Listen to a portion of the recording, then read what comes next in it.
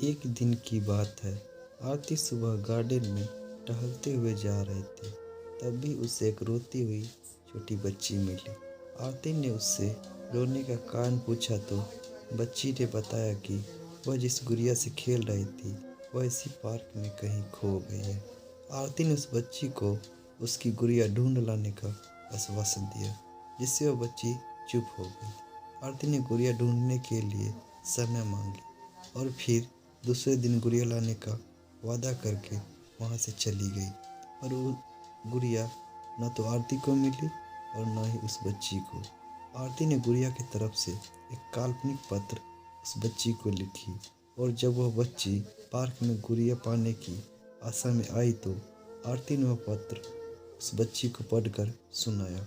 पत्र इस प्रकार था, कृपया रोना मत, मैं समय समय पर उस गुड़िया के बारे में तुम्हें लिखती रहूँगी, बस तुम रोना मत।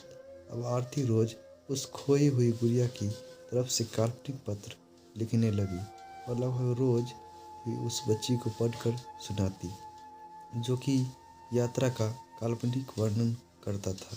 आरती ने इस काल्पनिक लेकिन रोचक ने उस बच्ची को रोने नहीं दिया।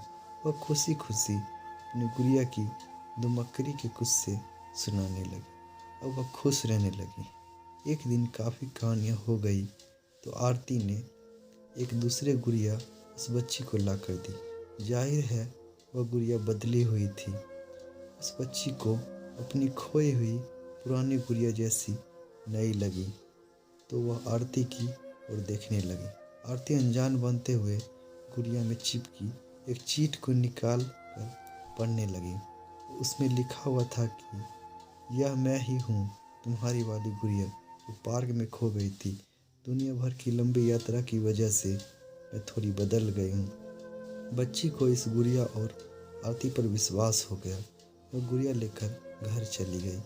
बरसों बाद जब वह बच्ची बड़ी हो गई तो एक दिन वह अपनी अलमारी में कुछ ढूंढ रही थी तो उसका ध्यान उस गुड़िया पर गया जो आरती ने उसे दी थी। बचपन की बातें याद करके वह हंसने लगी। उसे अब समझ आ चुका था कि आरती ने कैसे उसका मन रखा। उससे उस गुड़िया पर फिर से प्यार आने लगा। वह उसे बड़े गौर से देखने लगी।